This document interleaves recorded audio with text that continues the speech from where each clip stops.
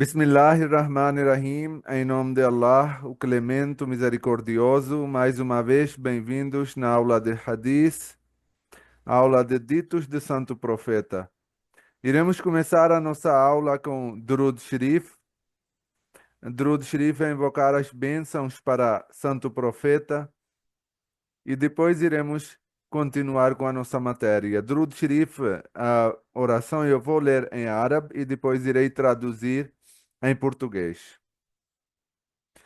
اللهم صل على محمد وعلى آل محمد كما صليت على إبراهيم وعلى آل إبراهيم إنك حميد مجيد. اللهم بارك على محمد وعلى آل محمد كما باركت على إبراهيم وعلى آل إبراهيم إنك حميد مجيد. Ó Allah, abençoe Muhammad e o seu povo, como abençoaste Abraão e o seu povo. Tu és em verdade o mais louvado e o mais exaltado. Ó Allah, prospere Muhammad e o seu povo, como fizeste prosperar Abraão e o seu povo.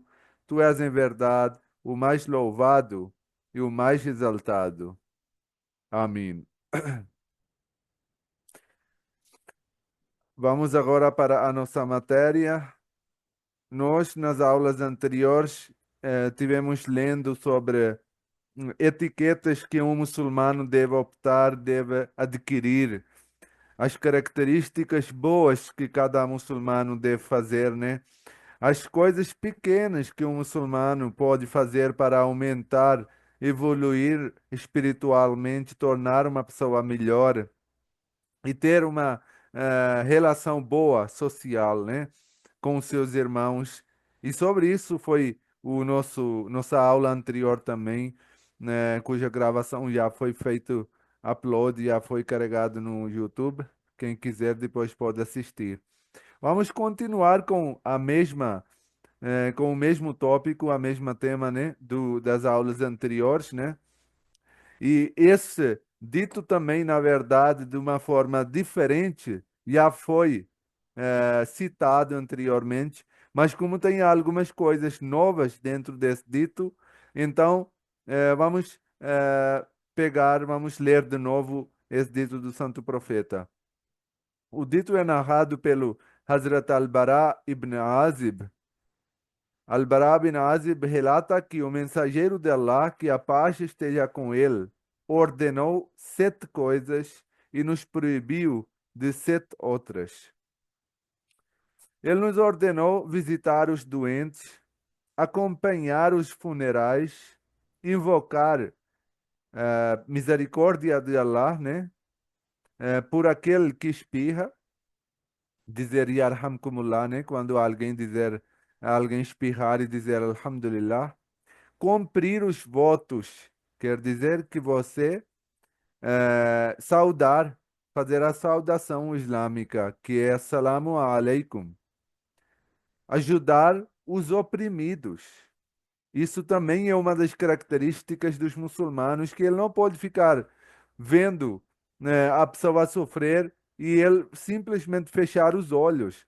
Se ele vê que alguém está sendo oprimido, alguém está, né, sendo injustiçado, ele deve fazer o seu esforço para que ele possa ajudar de alguma forma ou outra nessa pessoa, né? Tem outro dito de Santo Profeta, em que ele diz que quando você vê alguma coisa, alguma injustiça, algum pecado, alguma coisa errada acontecendo, você deve impedir com a sua força. E se você não tiver aquela posição, aquela opção, porque nem sempre a pessoa pode fazer com a sua força, né, com a sua vontade. Então, o Santo Profeta diz que pelo menos deve proibir, impedir com sua boca, porque impedir a pessoa pode, né, pelo menos falar, né? E se ele nem puder falar, a situação for essa que ele nem consegue expressar com as palavras, o seu,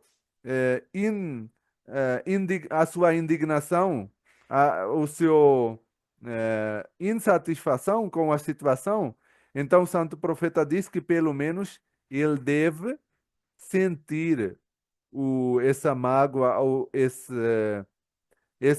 essa indignação no seu coração. Isso ninguém pode impedir, né? Sentir uma indignação no coração por uma coisa errada acontecendo.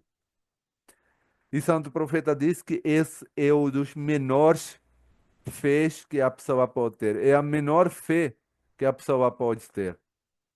Menos que isso não é esperado por um muçulmano. Ele passar de uma situação ruim, ele passar de uma situação em que está acontecendo injustiça e ele passar indiferente, isso não é esperado do muçulmano. Então, aqui foi falado ajudar os oprimidos, aceitar convites, espalhar a saudação de paz. E ele nos proibiu de usar anéis de ouro, né? Para os homens, qualquer tipo de ouro não é permitido dentro do islamismo. O homem não pode usar o ouro. Beber em utensílios de prata, nas panelas de prata também não pode comer. Homem ou mulher, nesse caso, né? Não porque antigamente tinha muito, tinha muito esse costume, né? Tinha prata e tinha muito, né? Tanto ouro quanto prata. E antigamente não tinha muita coisa assim de decoração, de estilos e tudo isso. Então, eles simplesmente usavam como panelas de prata, né? Isso era um símbolo de riqueza. E Santo Profeta proibiu que na prata, nos utensílios de prata, não deve usar, não deve beber, né? Para beber água, porque normalmente eram os copos, canecas de prata, né? E sentar sobre almofadas, né? Travesseiros ou almofadas de sedã vermelha. Vestir tecidos misturados de sedã com algodão. Vestir sedã pura, sedã pesada e brocado, tecido bordado de sedã. Então, todo tipo de sedã, porque pela região tinha várias formas, tinha vários estilos de sedã. Então, o Santo Profeta proibiu para os homens todo tipo de sedã, porque isso é algo que tem a ver com a delicadeza, isso é algo que tem a ver com uma coisa muito que é delicado, né? E para o homem não deve vestir essas coisas de sedã, essas coisas, esses. Por isso, o ouro também, o muçulmano, homem, não pode usar, não pode usar sedã também, essas roupas que são muito sensíveis, roupas que são coisas assim que demonstram, que simbolizam a beleza, né? Porque essas coisas o Islã limitou até as mulheres, que as mulheres podem usar, porque para demonstrar ou simbolizar a sua beleza através de esses meios, né? Seja a roupa de sedã ou qualquer tecido de sedã usada, ou até mesmo joias de ouro. Para o homem não são permitidos essas coisas. E aqui você vê que no último dito foi falado que foram seis e agora falaram sete, né? Isso demonstra que o santo profeta pode ter falado em vários momentos, várias coisas, né? Por isso os narradores também são diferentes e apesar de ter muitos pontos semelhantes, né, como acompanhar funeral, visitar doente, invocar a bênção quando alguém espirra, né, responder o salam de alguém, ainda tem algumas coisas extra. Então, conforme o tempo, conforme a pessoa que perguntou, o santo profeta respondeu essas perguntas, falou essas coisas. Isso não mostra contradição entre as narrações, mas sim que santo profeta pode ter falado, mencionado essas coisas em vários momentos diferentes e que foram gravadas pelos os seus companheiros discípulos. Outro dito narrado pelo Hazrat Abu Sa'id, Abu Sa'id Khudri, relata que um homem veio ao santo profeta, que paz esteja sobre ele, e disse: Ó mensageiro de Allah, dê-me um conselho, me dá um conselho. Pergunta muito simples, muito curta, uma pergunta muito curta e breve, mas que requer uma resposta grande. Mas o santo profeta também resumiu em algo que pode ser um ensinamento, pode ser uma lição para o resto da nossa vida. O santo profeta disse: seja justo e piedoso, que obtenha taqwa. Taqwa quer dizer que você obtenha retidão, você seja justo, piedoso. Por quê? Pois isso é a base de todas as virtudes. Ele não falou para fazer oração, ele não falou para fazer caridade, ele não falou para você fazer a recitação, para você fazer hajj, para você fazer jejum. Não. Ele disse: seja piedoso, tenha retidão, seja justo. Por quê? Foi explicado. Se você fizer isso, فَإِنَّهُ جِمَاعُ كُلِّ خَيْرٍ. Se você conseguir ter isso, automaticamente essa sua taqwa, retidão, essa sua justiça, essa sua piedade vai te levar para coisas boas. Então, essa vai servir como base para todas as virtudes depois. Isso também mostra que as virtudes ou as coisas boas em si mesmo não são objetivos. O objetivo é a taqwa, retidão, piedade, justiça, ser justo. Porque muitas vezes essas virtudes que nós consideramos são feitas de forma errada e não são aceitos pelo Deus Todo-Poderoso.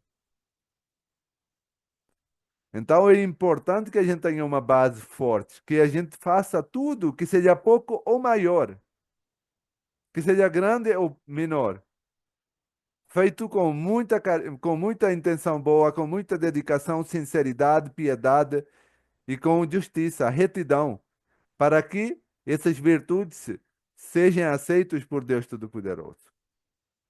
Então foi uma palavra simples, né? Seja justo e piedoso, que isso vai servir base para todas as virtudes. E segundo, luta no caminho de Allah, pois isso é como a vida monástica para os muçulmanos, que a pessoa deve tentar fazer o jihad, lutar no caminho de Allah. Tem um jihad que as pessoas acham que é o significado principal de lutar no caminho de Allah fisicamente, mas isso é algo simbólico. Isso é algo menor. O principal significado nunca foi esse.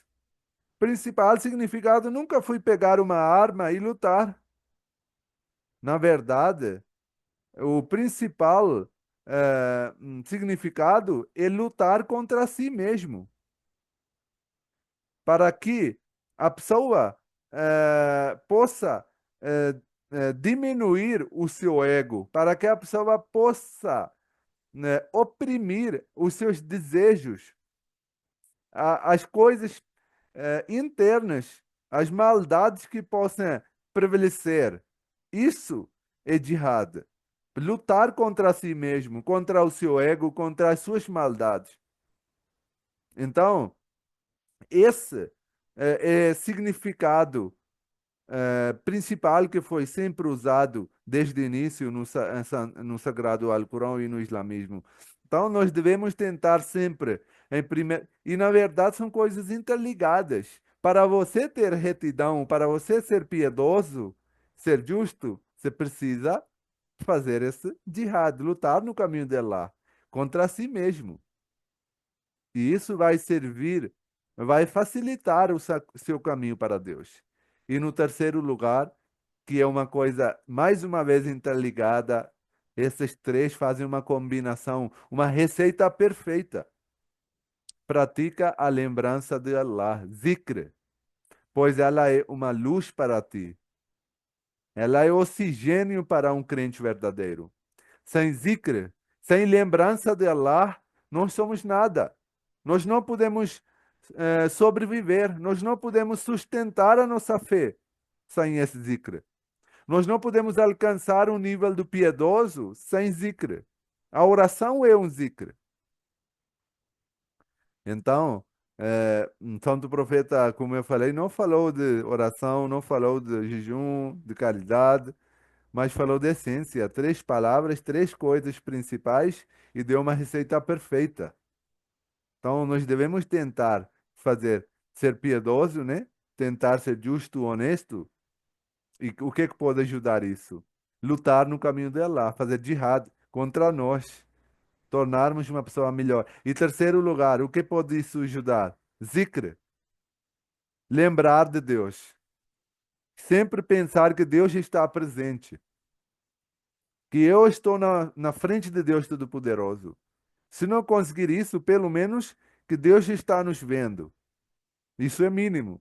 Assim, você iria conseguir ter uma dedicação maior, porque você vai saber que Deus está aqui perto, que Deus está me vigiando, está me vendo. Então eu preciso me comportar, preciso me dedicar mais e preciso melhorar a minha conduta. Outro dito narrado pelo Hazrat Abu Huraira relata que um homem perguntou ao santo profeta, que a paz esteja com ele, o mensageiro de Allah, qual é a melhor caridade em termos de recompensa de Deus? Tipo, como devemos gastar, o que nós devemos gastar que é mais amado, mais visto nos olhos de Deus? O santo profeta respondeu: a melhor caridade é aquela que você oferece enquanto está saudável, sente necessidade de dinheiro, tem um certo apego à riqueza, teme a pobreza e deseja a prosperidade. Esse é a melhor caridade. Não adie a caridade até que Deus nos livre. Chega a hora de morte e você começa a dizer: dê tanto para fulano e tanto para cicrano. Nesse momento, a riqueza já não é mais sua. Ele já pertence aos outros.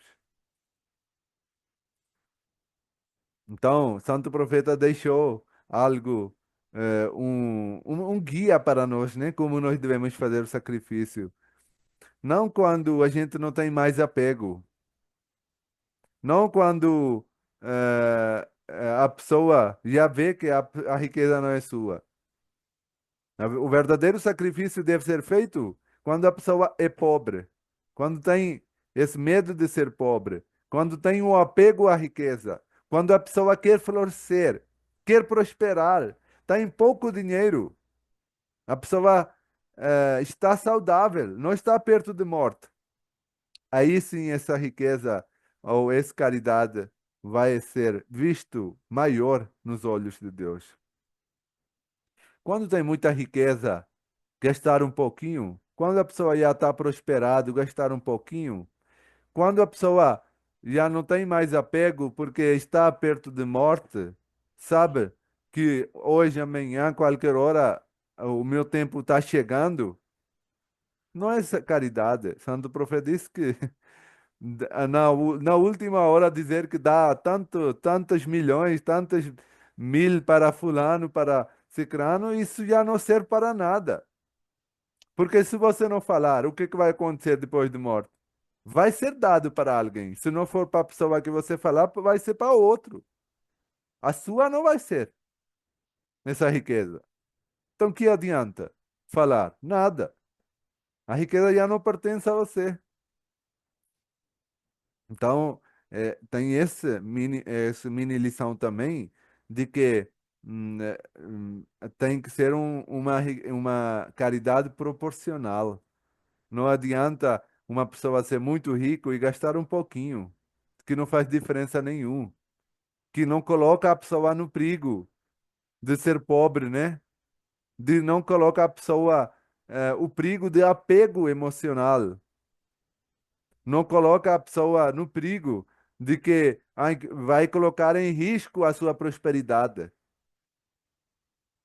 Aí sim, eu falo do perigo porque é isso o que a pessoa pensa, não porque acontece na verdade. Nunca é perigo negociar com Deus. Nunca é uma conta, nunca a pessoa pode falir, ou é um negócio em que de desvantagem quando você está negociando com Deus. Porque Deus prometeu que se a pessoa tem confiança em mim, se a pessoa tem fé em Deus, ele vai duplicar, triplicar, quadriplicar, vai devolver várias e várias vezes a sua riqueza. Então, a pessoa precisa ter fé.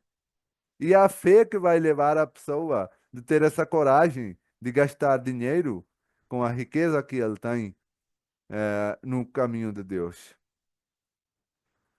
E para finalizar, o último dito de hoje narrado pelo Hazrat Abu Dar relata que algumas pessoas disseram ao santo profeta, que a paz esteja com ele, algumas pessoas pobres vieram, né, e falaram: Ô profeta, os ricos estão levando todo o mérito. Eles fizeram essa comparação, né? Eles disseram: profeta, os ricos estão avançando, eles estão indo para frente, um passo para frente. Como? Eles oram, como nós oramos, né? Enquanto a questão é da oração, a gente está empatado. A gente faz oração, eles também. Jejuma, como nós jejuamos, a questão do jejum também está igual, né? A gente também faz e eles também. Mas ainda tem o que dar em caridade, com sua riqueza excedente. Mas tem um ponto que eles estão avançando, que é caridade, com a riqueza que eles têm. Os ricos estão gastando muito no caminho de Deus, enquanto a gente não tem nada para gastar. E aí? Como é que nós vamos fazer para concorrer com eles, para competir com eles? O profeta respondeu: Acaso, por acaso, Allah não vos concedeu meios pelos quais também podem fazer caridade? Vocês não têm o caminho? Vocês também têm várias formas de competir com eles. Vocês também vários meios com que você pode concorrer, você pode competir. Toda a glorificação de Allah é caridade. Dizer Subhanallah é caridade. Toda a expressão de louvor é caridade. Alhamdulillah é caridade. Toda a afirmação de unidade, unicidade de Allah, La ilaha illallah, que não há Deus senão um, Allah, Deus Todo-Poderoso, também é caridade. Toda a exaltação de Allah, que é Allahu Akbar, também é caridade. Ordenar o bem é caridade, proibir o mal é caridade e até mesmo a relação com a sua esposa é caridade. Eles perguntaram, ô mensageiro de Allah, é possível que alguém satisfaça seu desejo e ainda assim seja recompensado por isso? Tipo, ter relação com a esposa e ainda ter recompensa? O santo profeta respondeu: se ele satisfazesse esse desejo de forma ilícita, em que não seja com a sua esposa, né? Não seja nas relações legítimas, isso não seria pecado? Seria. Então, dessa forma, quando satisfaz o seu desejo da forma legítima, lícita, também é uma ação meritória, é uma ação que dá mérito, que dá recompensa. Então, todas as coisas, sejam pequenos, maiores, quando é feito com a intenção de que Deus nos ordenou fazer isso, a pessoa ganha um mérito, ganha recompensa. Me lembrei agora, era para finalizar, mas eu vou citar aqui um incidente que aconteceu no tempo do Santo Profeta para finalizar essa aula. Uma vez, uma pessoa no tempo do Santo Profeta, ele construiu uma casa e casas simples na época, né? Não eram casas grandes e tudo isso, né? Eram as paredes e um teto para as pessoas ficarem lá, né? E ele convidou o santo profeta para inaugurar, né? Para abençoar a sua casa, né? Quando o santo profeta chegou lá, ele entrou na casa, gostou da casa e ele olhou um furo, uma janela grande, né? Lá em cima da parede, né? E o santo profeta perguntou: para que serve isso? Para que você fez esse furo, essa janela aqui na parede da sua casa? Como se ele não fosse, como se santo profeta não soubesse, né? Ele sabia, né? Todo mundo sabe. A pessoa diz: santo profeta, eu coloquei essa janela, esse furo aqui na parede, para que o vento e a luz possam cruzar a minha casa, possam entrar dentro da minha casa durante o dia e o vento durante a noite, né? Santo profeta diz muito bem. Mas se você tiver essa intenção de colocar um furo ou uma janela na casa para que você possa ouvir a chamada de oração, a luz não iria entrar? O vento não iria entrar? Ele disse que iria entrar. Ele disse então, você poderia ter essa intenção de que vou colocar essa janela aqui para que eu possa ouvir a chamada de oração quando for feita, para que eu possa aparecer na mesquita a fazer oração? A luz iria entrar de qualquer jeito. O vento iria entrar de qualquer jeito, mas você teria uma recompensa extra por você ter uma intenção boa. Então, isso mostra que, como nas nossas coisas bem pequenas, nós podemos colocar uma intenção boa e que nos pode levar para uma recompensa alta. Como foi falado no último dito, né? Allahu Akbar, quando é dito com a intenção boa e com a sinceridade, é uma recompensa. Subhanallah, quando é dito, você abre a janela da manhã, acordou, abriu as cortinas, olhou para o dia, você falou Subhanallah, ganhou recompensa. Você bebeu um copo d'água, pegou um copo d'água, conseguiu beber, diz Alhamdulillah, que Deus me deu força de beber água, que eu acordei saudável. Mais uma recompensa. Então a pessoa pode continuar, começar desde acordar até a noite. Quantas bênçãos e recompensas a pessoa pode ganhar? Então é importante que a pessoa sempre seja ligado com Deus, né? Fazer zikr, como lá atrás foi falado, né? Para que e também fazer uma luta interna com si mesmo, um jihad interno, né? Para que a pessoa pode tornar piedoso, possa tornar justo, possa obter a retidão, ok? Que Deus nos dê a força de seguir os ensinamentos de Santo Profeta, Deus Todo-Poderoso. Amém. Até a próxima. Assalamu alaikum wa rahmatullah. Tchau, tchau.